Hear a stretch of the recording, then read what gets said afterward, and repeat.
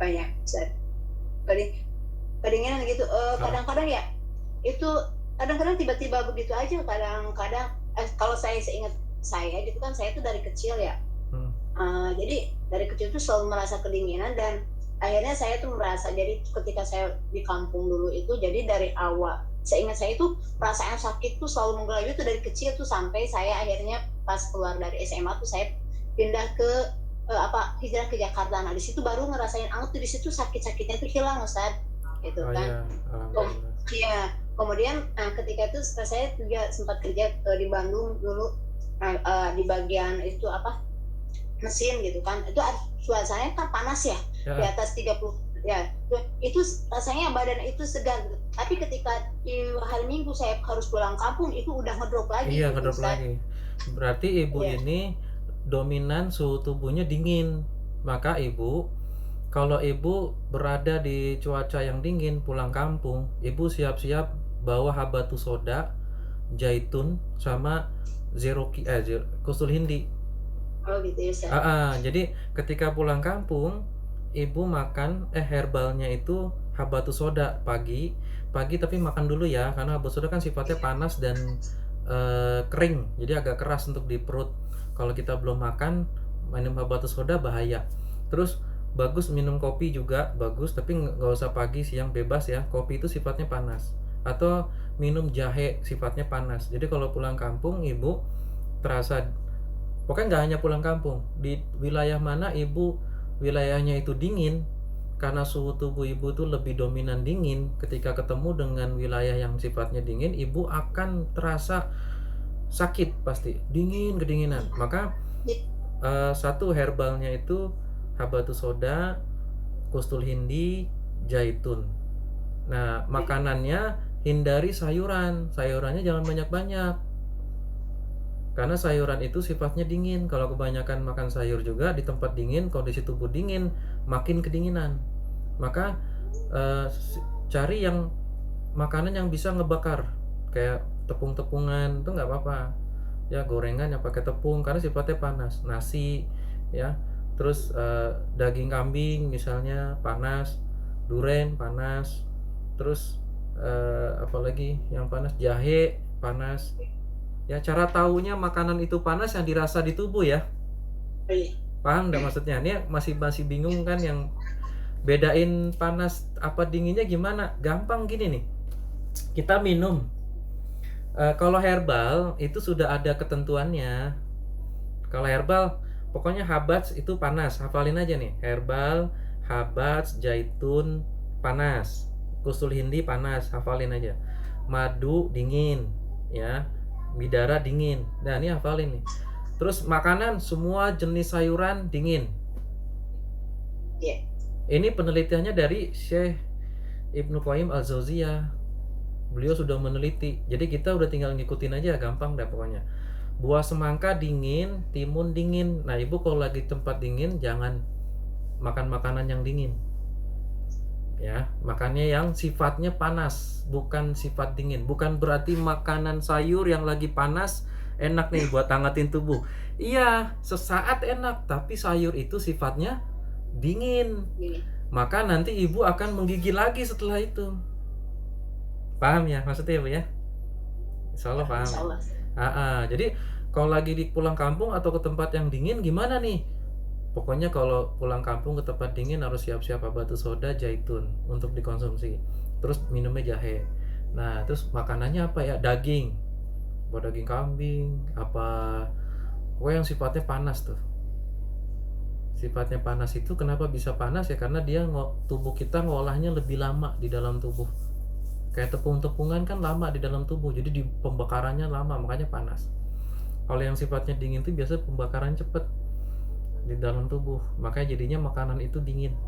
Ya seperti sayur kan cepet banget diproses di tubuh, hanya butuh 1 jam juga udah selesai, 1 jam 2 jam. Ya paham ibu ya. Iya, insya Allah. Jadi nanti kalau bacaan Quran tetap dilakukan, zikir pagi petang tetap dilakukan, karena dalam hal terapi pengobatan kita melakukan semuanya.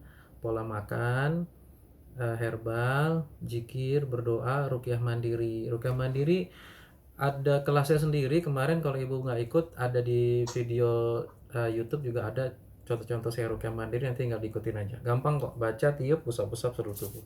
Udah. Baik, ini pertanyaan berikutnya. Tadi udah kejawab ya Ibu Asri sama Ibu Mia. Mengetahui tubuh kita sifatnya dingin atau panas bagaimana? Dirasakan aja Ibu Mia, Ibu Asri, Ibu Mia. Kita nih tubuhnya dingin atau panas? Dirasakan aja, kayak Bu Nur Aini tadi kan merasanya dingin. Jadi kita sendiri yang merasakan. Ibu Nur Aini tuh kerasanya dingin. Kayak pasien saya juga yang kemarin datang, dia ngerasa badannya tuh selalu dingin gitu.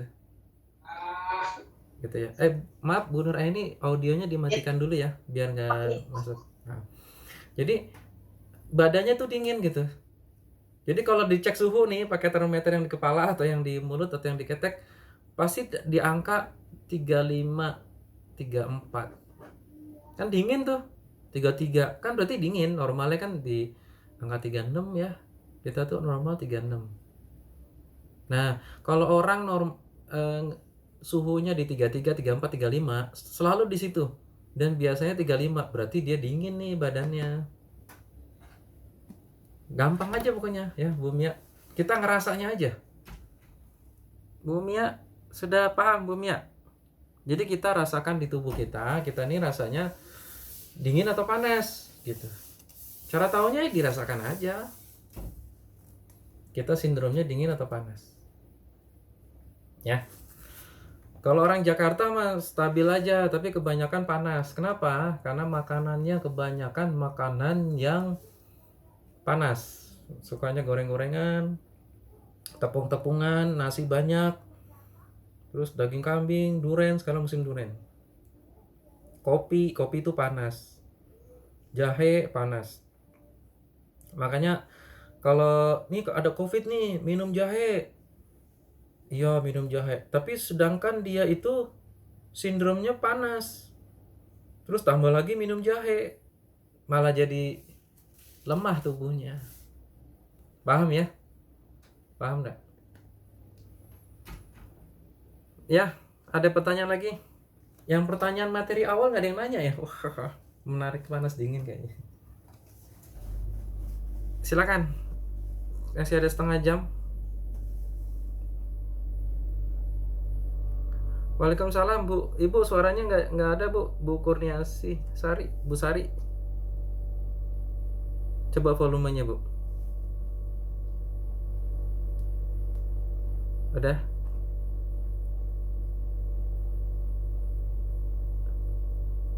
Suara Ibu tadi tidak ada.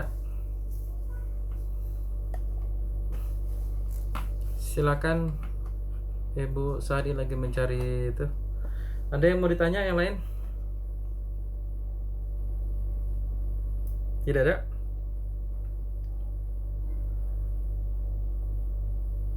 Sebentar Pak, saya lagi ngetik. Saya soalnya lagi nggak bisa bicara karena di belakang ada orang tua saya. Karena ini pertanyaan saya nyangkut tentang orang tua. Ya boleh silakan ketik. Ya silakan ketik, nggak apa-apa. Nggak apa-apa, diketik aja. Masih ada setengah jam kita ya. Sambil nunggu ada yang nanya, saya boleh ya promosi ya. Saya promosi nih Bapak Ibu, ya mudah-mudahan manfaat untuk Bapak Ibu. Saya punya produk herbal, ada madu ya. Sambil Bapak Ibu mau bertanya diketik silakan. Ada madu 2 nih, madu pahit, ruqyah, madu ruqyah. Madu ini sudah di ruqyah. Ya, dan komposisinya memang ada komposisi. Ini ada jaitunnya. Jaitun kan panas ya, tapi ini madunya lebih banyak, jadi sifatnya dingin. Bagus insya Allah. Madu ruqyah ini ada bidaranya juga dan sudah di ruqyah ya. Jadi ini bagus untuk dikonsumsi. Untuk siapa? Untuk orang yang suhunya panas, lebih ke panas. Ini setiap pagi dikonsumsi enak nih. Saya pun konsumsi madu dicampur air, diaduk pakai ini atau pakai susu beruang, susu ultramilk tuh enak ya, dicampur madu. Kalau madu pahit ini rasanya pahit banget, jadi jangan dicampur-campur, langsung aja pakai sendok plastik diminum. Biasanya begitu saya konsumsinya, karena pahit. Kalau dicampur air makin pahit.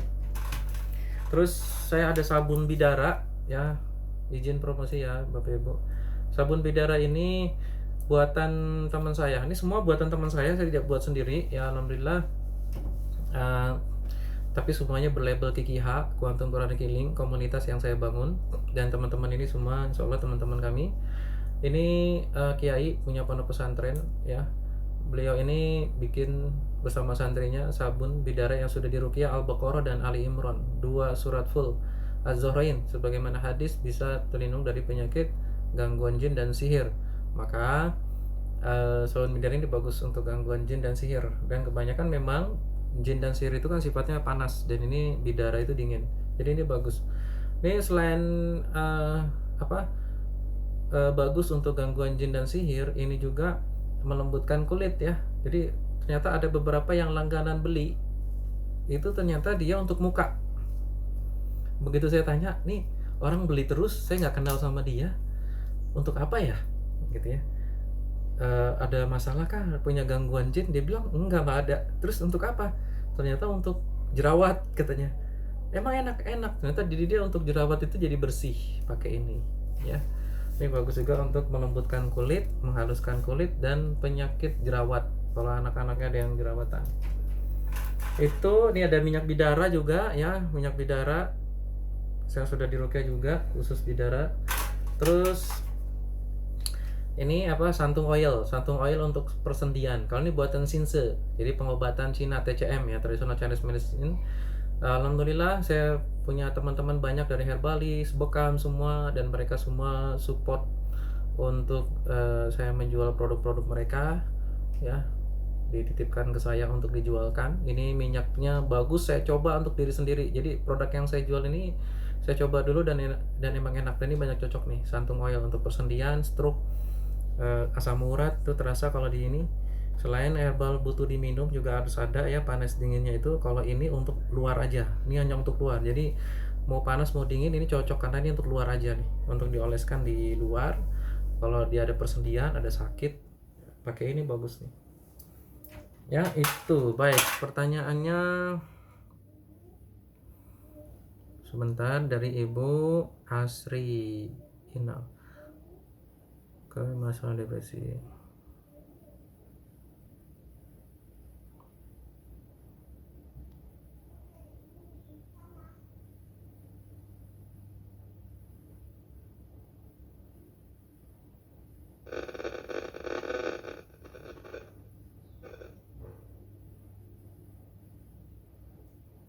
Tuntas. Ya.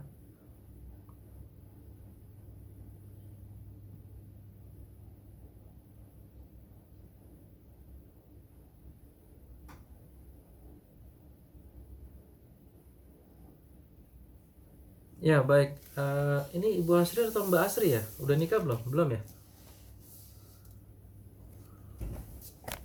Belum, Ustaz, belum. Oh ya, Mbak Asri berarti ya. Baik, ini termasuk yang tadi kita ceritakan dan kita bahas ya, dan ternyata dialami ya, memang begitu ya.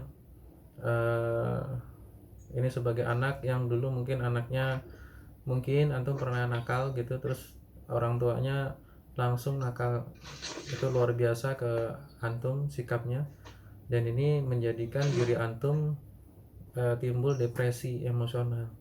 Lalu bagaimana cara trauma, Pak. Trauma. Bagaimana caranya? Yang pertama, terapi taskiahnya Mbak Asri. Saya tahu mungkin orang tuanya kelewat batas dalam mendidik atau marah kepada diri antum ya, mungkin. Tapi mungkin diawali juga adanya kesalahan diri antum dulu ya, tapi tetap orang tua ada kesalahan di sini karena membiarkan hal yang seharusnya tidak boleh berlebihan dalam memarahi ya, atau terlalu ketat sehingga menyebabkan antum trauma terhadap hal tersebut. Maka bagaimanakah cara terapinya? Yang pertama, antum memaafkan ya. Ingat ada 5 tadi ya. Memaafkan. Kalau sulit memaafkan, maka nanti antum gak akan pernah bisa bahagia. Maafkanlah orang tua antum. Seburuk apapun orang tua antum, insya Allah orang tua antum itu ingin yang terbaik untuk diri antum. tapi mungkin caranya salah. Ya, maklum mungkin pendidikan atau ilmunya kurang, ya, kurang belajar orang tua antum, orang tua kita dulu kurang belajar, kurang dalam memahami ilmu agama, sehingga menyebabkan cara didiknya salah, ya. Nah, maka kita maafkan orang tuanya, ya Mbak Asri, maafkan orang tuanya, seburuk apapun itu orang tuanya, maafkanlah dengan sepenuh hati. Maafkanlah bukan karena membenarkan perilaku, bukan. Perilaku orang tuanya mungkin salah, tapi maafkanlah karena Allah Maha memaafkan, sehingga kita mudah dekat dengan Allah. Maka maafkanlah orang tuanya yang kelewat batas mungkin dalam hal mendidik, tapi insya Allah lihatlah berbagai sisi baik dari orang tuanya, suatu perhatian, ya.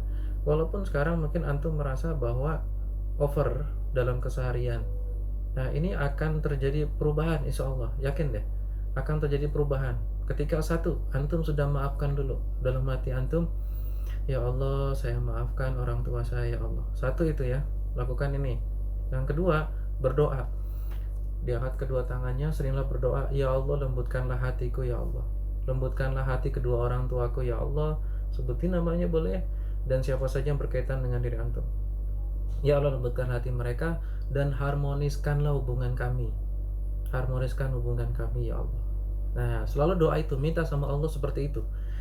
Saya tahu akan sulit berbicara langsung dengan orang tua, ya, dengan kondisi orang tua yang seperti itu sulit, nggak apa-apa, jangan, nggak usah. Tapi yang harus dilakukan adalah satu, antum maafkan dulu. Yang kedua, doakan. Yakin kekuatan doa ini akan merubah, ya. Dua. Yang ketiga, setelah sudah tadi satu, dua, antum harus yakin. Yang ketiga, perbaiki ibadah, ya ibadah seperti amalan sunnah. Sangat disarankan antum melakukan puasa, ya, puasa Senin Kamis, puasa Ayyamul Bid, atau puasa Nabi Daud. Ini sangat bagus dalam hal terapi jiwa, terapi depresi. Puasa ini sangat bagus, ya. Cobain deh, kalau antum bisa Nabi Daud itu akan sangat bagus, luar biasa untuk spiritual, ya, Nabi Daud. Tapi kalau nggak bisa, Senin Kamis saja antum kerjakan. Nah, seperti itu terapinya. Ruqyah dikerjakan, ya, amalan-amalan ruqyah itu baca-baca Quran, setiap hari 1 juz, atau air di ruqyah diminum, ya. Nah, itu boleh. Lalu yang berikutnya, herbal apa yang dibutuhkan. Kalau orang depresi itu sifatnya panas, ya Mbak Asri. Kalau depresi, stres, trauma itu sifatnya panas, ya, yang dirasakan itu pasti panas. Maka yang bagus itu minum madu sama bidara. Jangan minum habatus soda, ya, minumnya bidara sama madu. Setiap hari minum madu, atau bidara yang tetes tadi diteteskan, taruh tetes air diminum, atau madu dicampur air diminum. Nah, gitu caranya untuk herbalnya. Untuk makanannya, banyakin makan sayur, makan semangka, makan timun.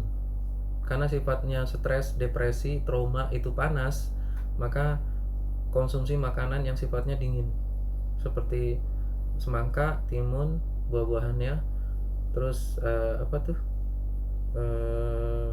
sayuran. Jauhi gorengan, ya, gorengan dikurangin, bukannya nggak boleh, tapi dikurangin aja. Karena gorengan itu tepung-tepungan, Kentucky Fried Chicken, kayak gitu-gitu, ayam-ayam kayak gitu boleh, tapi jangan setiap hari karena sifatnya panas. Yang harus setiap hari banyak dimakan yang sifatnya dingin. Nanti kalau sudah berjalan 5 hari, cobain deh 5 hari nih, doain tiap hari, maafin orang tuanya, pola makan tadi dijaga, amalan dikerjakan. Seminggu lah, taruh kalau puasa Senin Kamis, ya, seminggu maksimalnya terasa deh. Kalau udah seminggu tuh terasa, nanti terasa badan itu akan lebih enak dan di hati udah lebih tenang. Tapi syaratnya setiap hari dikerjakan 5 kali sholat, angkat tangannya doa misalnya, ya Allah lembutkan hatiku, lembutkanlah hati kedua orang tuaku, gitu terus, ya. Terus air di ruqyah minum madu, minum bidara, gitu. Makan, banyakin sayuran, nasinya dikurangin, ya. Nah, setiap kali ada perilaku buruk dari orang tua, ingat, langsung dimaafkan. Jadi langsung aja dimaafkan, balas dengan senyuman, dan rubah cara kita membalas, rubah cara kita merespon. Karena respon yang biasa kita lakukan itu menambah respon buruk orang tua terhadap kita. Sadari itu, ya, sadari. Karena kita sebagai anak kan, anaknya antum kan udah dewasa nih, ya. Maka sadari, Setiap kali kita merespon sesuatu, responnya buruk orang tua, berarti respon kita ini semakin menambah buruk. Maka kita rubah yuk gitu. Nggak apa-apa kita mengalah, karena ini sama orang tua. Kita lebih baik ngalah. Karena seburuk apapun kita nggak bisa balas kebudi baik orang tua kita. Ibu kita 9 bulan kandung lamanya dalam perut, perjuangannya luar biasa dalam melahirkan. Ingat-ingat kebaikan orang tua kita, maka kita responnya yang baik aja. Sehingga nanti lama-lama responnya akan baik. Ya, itu caranya. Jangan merespon buruk sesuatu yang buruk, karena timbulnya akan makin buruk. Mudah aja. Contohnya ada orang marah. Nah, ketika orang marah, respon kita marah, makin marah. Tapi kalau ada orang marah, kita responnya rendah, ngomongnya rendah aja. Nanti orang marah itu dia akan merendah dia. Kita semuanya, maaf ya Pak, ya kami ada salah, misalnya kayak gitu. Ya, maka orang yang marah tadi itu akan merendah, insya Allah. Gitu ya. Mbak Asri, semoga Allah berikan antum kemudahan dalam terapi ini dan bisa memiliki hubungan yang harmonis dengan keluarga orang tua khususnya. Amin ya Rob. Ya, kita doakan Mbak Asri. Kerjakan ya. Terus dari apa nih, Mbak Tanti? Penyakit depresi kaitan yang perlu digali.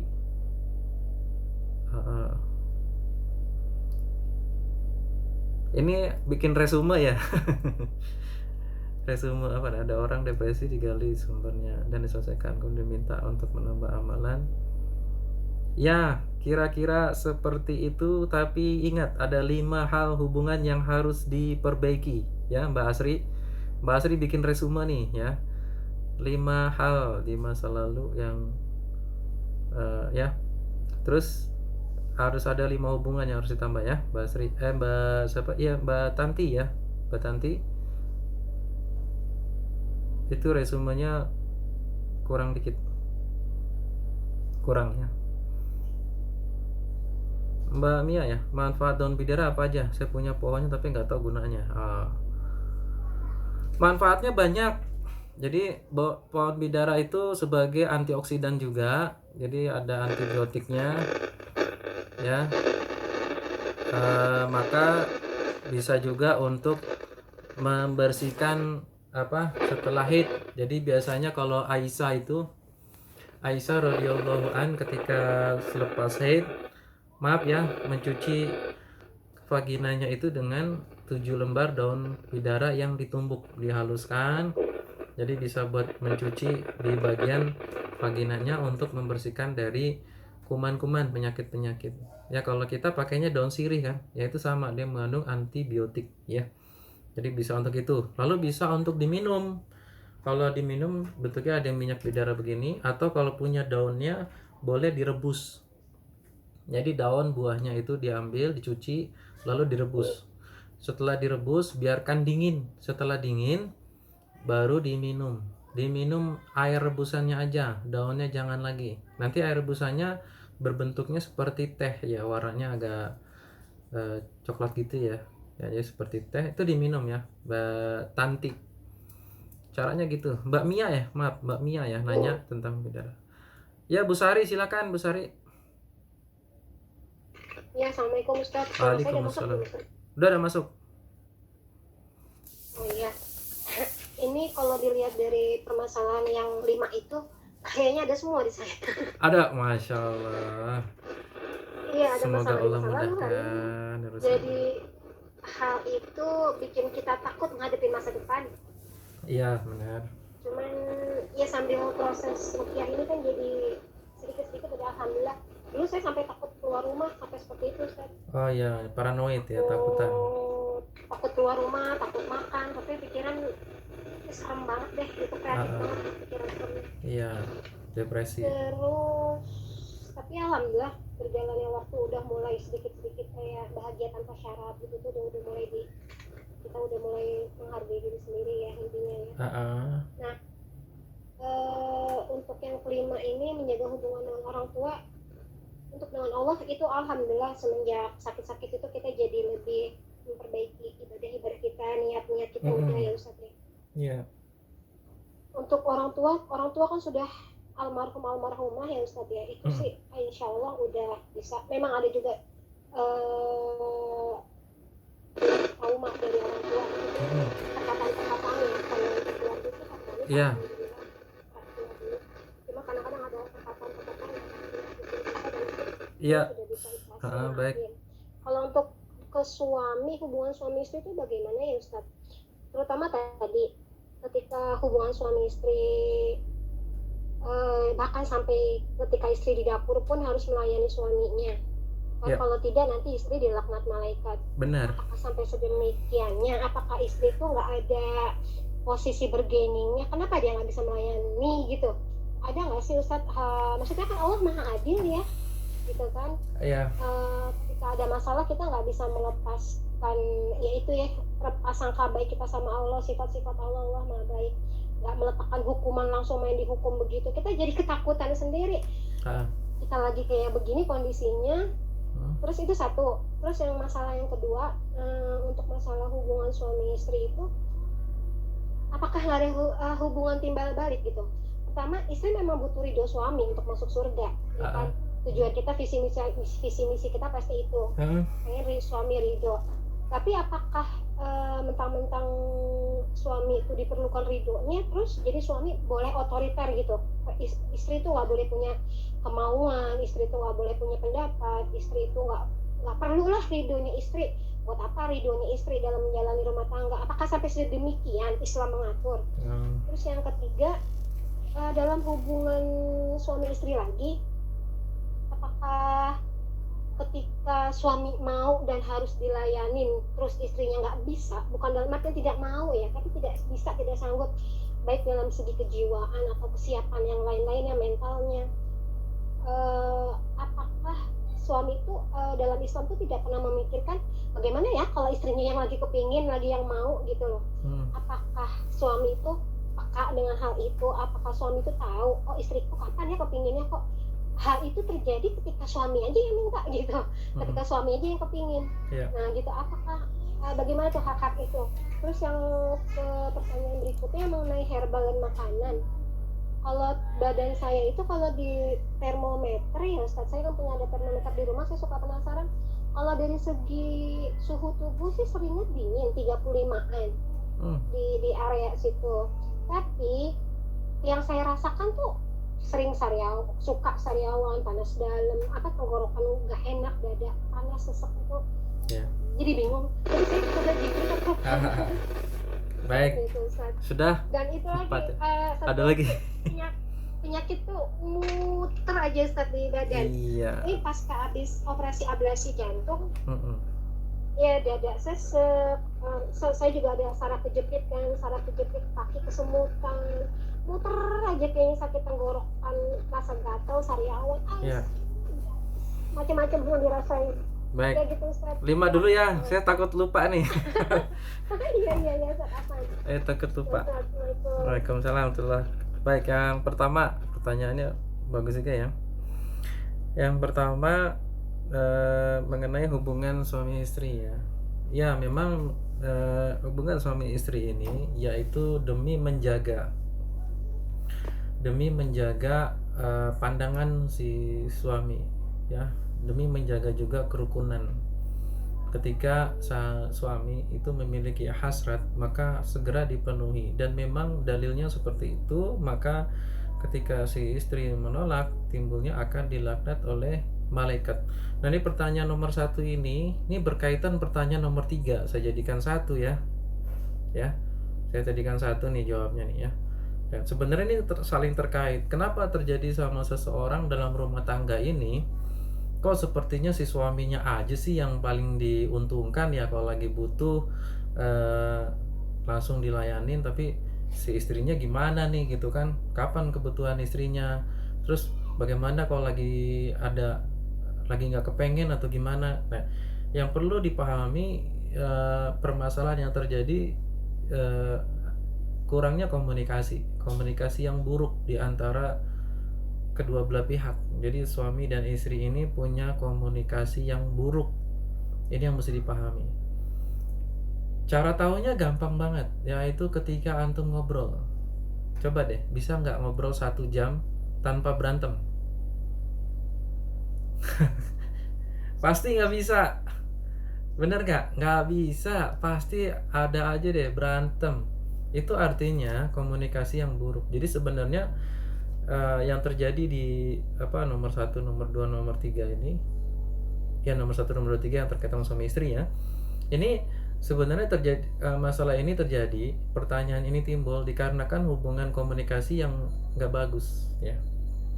Sehingga seperti yang dialaminya, suaminya itu pengennya dipenuhi, si istrinya merasa seperti dizolimi, suaminya otoriter ya, seperti itu yang terjadi. Maka terapinya sangat diharapkan kedua belah pihak ini untuk saling mencoba untuk memahami, ngobrol dari hati ke hati nih. Jadi memang masalah rumah tangga yang seperti ini mesti dua-duanya untuk berniat memperbaiki. Memang agak sulit nanti ketika kadang datang untuk ketemu ya, baiknya sih tidak ada anak atau tidak ada orang lain ya, yaitu konsultasi berdua sama terapis bertiga, berarti ngobrol untuk mencari nasihat. Tapi bisa juga bisa dikerjakan tanpa harus ketemu, yaitu dengan pelatihan ini langsung disampaikan ya. Ketika udah dengar pelatihan ini, coba untuk bicara gitu, coba untuk bicara, ngobrol dengan si suaminya ya, untuk memperbaiki cara-cara berkomunikasi. Karena sebenarnya tidak mungkin lah Islam itu menzalimi kepada para wanita, tidak mungkin. Bahkan Rasulullah Shallallahu Alaihi Wasallam itu menerima nasihat istrinya, ya. Jadi ketika Rasulullah Shallallahu Alaihi Wasallam itu saat itu sedang pergi haji, ini saya singkatin ceritanya ya. Jadi pada saat itu nggak bisa masuk ke Mekah tuh, ya. Jadi musi sembelihannya tuh disembelihkan di situ, perintah dari Allah. Nggak bisa ke Mekah, maka hadiyu ya, sembelihan itu harus di situ. Berarti di luar Mekah, berarti hajinya nggak sempurna gitu ya. Nah itu Rasulullah memerintahkan kepada sahabatnya bahwa kita tidak diizinkan oleh Allah untuk masuk ke Mekah saat ini, kondisi tidak kondusif ya, sampai Rasulullah tidak masuk ke Mekah itu. Ini banyak pelajaran yang bisa diambil ya, seperti masuk ke Mekah itu atas izin Allah ya, bahkan Nabi aja bisa nggak masuk gitu ya. Nah, yang inti mau disampaikan adalah ketika itu Rasulullah menyampaikan kepada para sahabat agar ayo hadiunya dikeluarkan, lalu sembelih saja di sini. Lalu Rasulullah kembali ke tenda. Rasulullah mengamati di luar kok nggak ada yang motong nggak ada yang motong kambingnya gitu, kambingnya kayak sapinya, kok nggak ada yang dipotong gitu ya. Lalu Rasulullah kesal nih, menyampaikan kekesalan ini kepada Aisyah di dalam tenda. Gimana ya, ini sahabatku kok nggak ada yang mau melakukan perintahku, padahal ini kan sudah ini perintah dari Allah gitu, kok nggak mau gitu. Lalu apa kata Aisyah? Lalu kata Aisyah, ya Rasulullah Shallallahu Alaihi Wasallam, kamu ambil kambing kamu lah, kamu ambil kambing kamu bawa ke tengah,